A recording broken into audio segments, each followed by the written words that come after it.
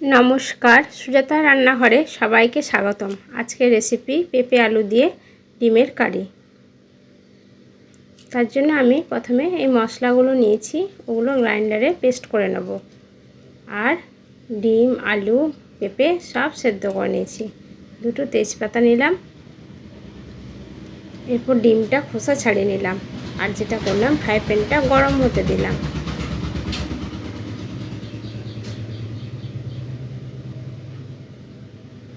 Fry প্যানটা আমার গরম হয়ে গেছে, আমি এর মধ্যে সরষের তেল দিয়ে দেব।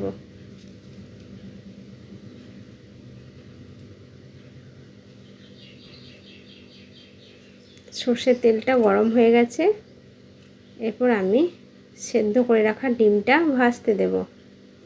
আর তেলের মধ্যে একটু হলুদ দিয়ে দেব, যাতে ডিমটা লাল লাল করে ভাজা হয়।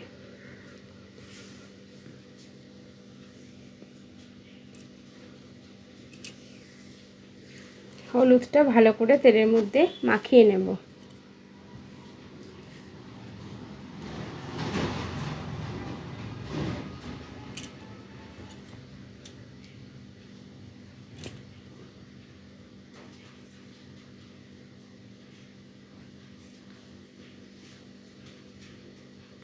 ডিমগুলো আমার ভাজা হয়ে এসেছে।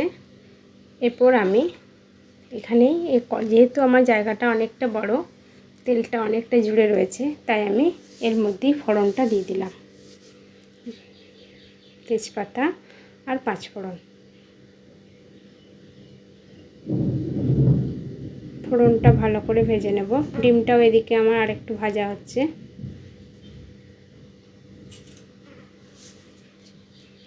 এরপর আমি বেটে রাখা মশলাটা দিয়ে দেব।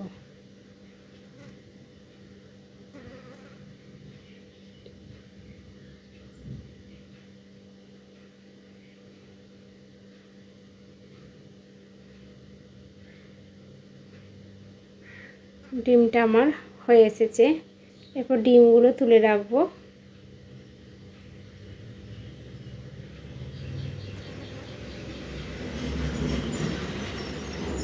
আমার জায়গাটা বড় বলে একসাথে দিয়েছিলাম, ছোট জায়গা হলে ডিমগুলো আগেই তুলে রাখতে হবে। এরপর এর মধ্যে হলুদ গুঁড়ো দিয়ে দেবো। হলুদটা আমি আগে তেলে দিয়েছিলাম, অতএব অল্প পরিমাণে দেব।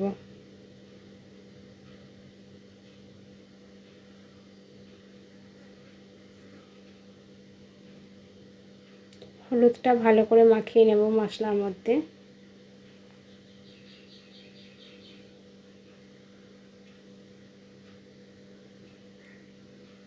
এরপর আমি নুন দিয়ে দেব, যতটা প্রয়োজনে নুন লাগে ততটা দিয়ে দেব। নুনটাও মশলার মধ্যে খুব ভালোভাবে মাখিয়ে নেব।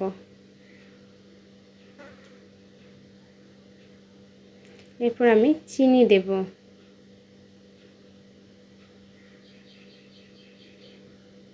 এরপর নাড়াচাড়া করে খুব ভালোভাবে মশলাটা কষিয়ে নেব।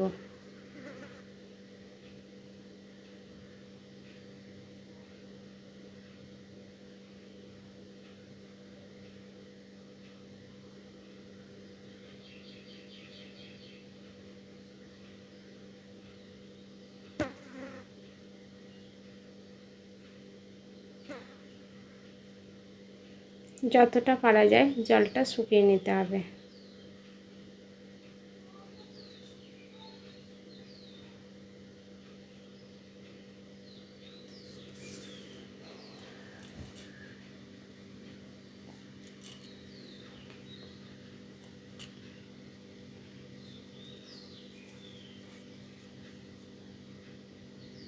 এরপর সেদ্ধ করে রাখা আলু আর পেঁপে দিয়ে দেব। ডিম দুটোও দিয়ে দেবো এর মধ্যে।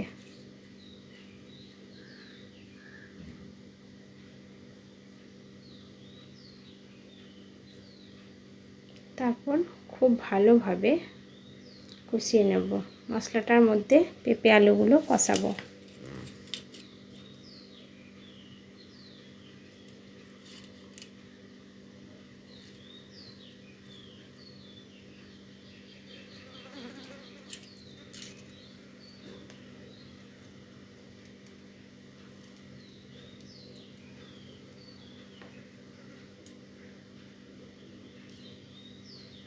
ভালো করে কষানো হয়ে গেছে।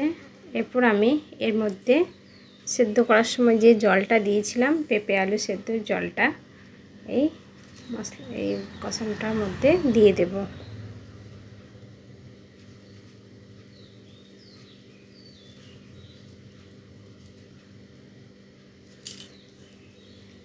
এরপর আমি একে ঢাকা দিয়ে ফুটতে দেব।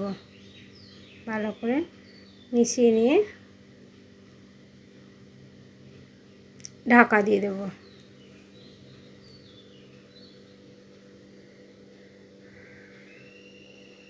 যাতে মশলাগুলো খুব ভালোভাবে পেঁপে আলু ও ঝোলের মধ্যে মিশে, তার জন্য আমি এটা ঢাকা দিয়ে ফুটতে দিয়েছিলাম।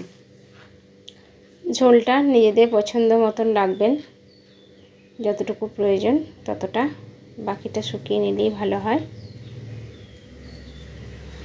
দেখুন আমার পেঁপে আলু দিয়ে ডিমের ঝোল একদম তৈরি।